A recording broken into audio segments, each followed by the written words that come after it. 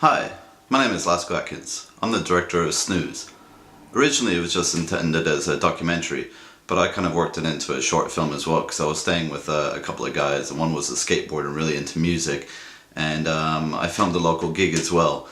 So I decided to come up with the idea of cutting back and forth between the dream state, so a recurring dream that he has, which is basically him at a gig, music gig, seeing the band and all that, and it keeps getting interrupted by his alarm clock. So he keeps pushing the snooze button over and over and over, and that's kind of the point of the film, that it's sort of, the snooze button is a bit monotonous, whatever, and I take the stance that, yeah, I set an alarm and I maybe snooze in 5 minutes, but I don't actually go back to sleep because I think that'll totally mess up my system.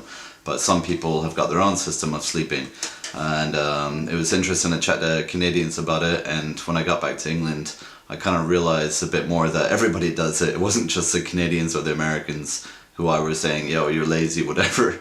It turns out lots of my friends do it, and it's a real secret sort of private thing. People don't really talk about it, and they're all kind of blown away that I sort of brought up this subject and was making a documentary sort of film about snooze alarm clocks and all that. So, but this is how I entertained myself my first month in Canada. You know, I did a documentary, short film, shot some gigs and all that, and I managed to combine them all in one.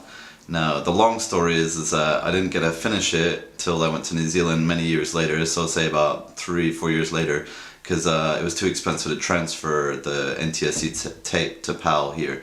So I waited, and I finally did it in New Zealand, got really a good cheap deal, and I was happy with the edit that I did in the end, and it was part of my learning how to edit experience, let's say in my first year in New Zealand.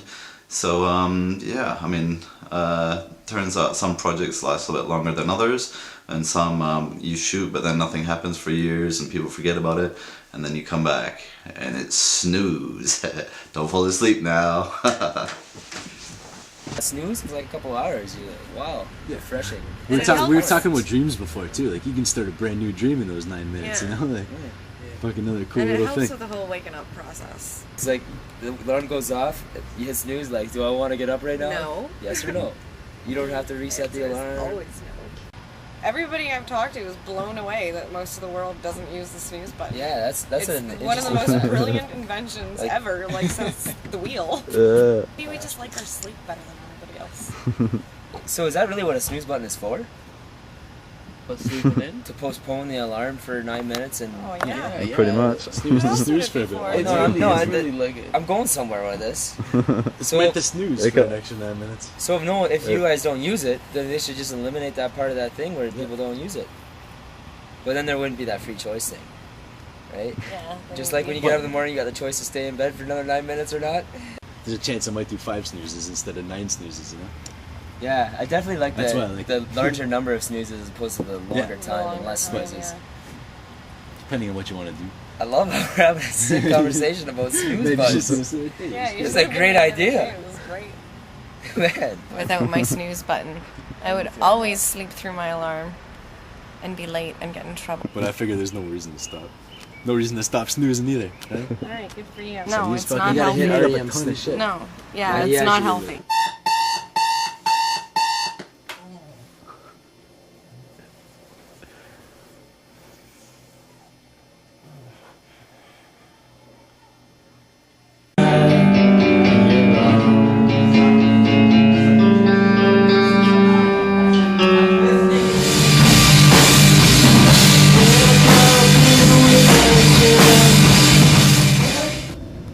You know, pretty soon after, and then I just have an extra half an hour to like slug around like a bum, drinking coffee, smoking. Yeah. My brother used to have 7 clocks all laid around the room in different spots. He'd set them like 2 minutes apart so that he'd get out of bed eventually. And if he didn't get up by a certain time, he had like really loud clocks too. They would have woken the neighbors up. You gotta have snooze. You gotta have snooze. So if I used that clock once when the power went out, and in the morning I just hit the button and fell asleep and missed my whole day at work. Uh-oh. So, Yeah. did you use that as an excuse and they didn't believe you, or what happened? No, I had a good record, so I didn't get in trouble. They're just like, oh, okay, better get a new clock. My clock broke. Well, I don't always hit the snooze. Sometimes I'll just turn it off and then have to reset set the clock all over again. That's even more annoying. I know people who set their alarms earlier so that they can snooze more, like snooze 5 or 6 times. I know somebody who would get up, take a shower, and then go back to sleep.